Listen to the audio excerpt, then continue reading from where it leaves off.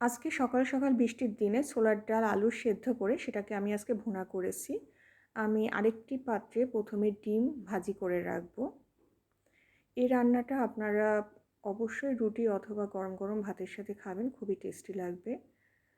আমি পাত্রে তেল দিয়ে সেখানে আমি ডিম ভাজি করে নিয়েছি। ডিম ভাজিটা করে আমি তুলে রাখবো। এরপর আমি পেঁয়াজের বেরেস্তা করে পেঁয়াজটাও আমি বেশ খানিকটা তুলে রাখবো। আমার চ্যানেলটিকে যারা এখনও সাবস্ক্রাইব করেনি তারা প্লিজ সাবস্ক্রাইব করবেন। সামান্য তেল দিয়ে তাতে জিরা ফোড়ন দিয়ে আমি পেঁয়াজগুলো বেরেস্তা করে ভাজি করে তুলে রাখবো। এই পেঁয়াজটা আমি ডাল রান্নার শেষের দিকে ব্যবহার করব। আদা রসুনের পেস্ট দিয়ে দিলাম।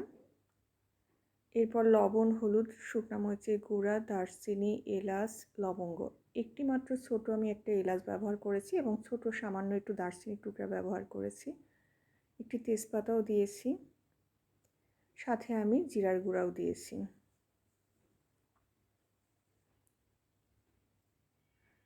এরপর আমি সেদ্ধ করে রাখা আলু এবং ছোলার ডালগুলোকে মশলার সাথে দিয়ে দিব।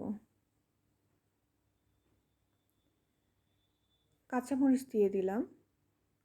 এরপর সামান্য একটু শেষের দিকে আমি গরম মশলা গুঁড়া, পেঁয়াজের বেরেস্তা এবং ডিম ভাজিটা আমি দিয়ে দিব ডালের মধ্যে। পানিটা কিন্তু শুকিয়ে গেছে বেশ খানিকটা। এরপর আরও পেঁয়াজের বেরেস্তা, ধনিয়া পাতা দিয়ে হয়ে গেল আমার ঝটপট ছোলার ডালের রান্না।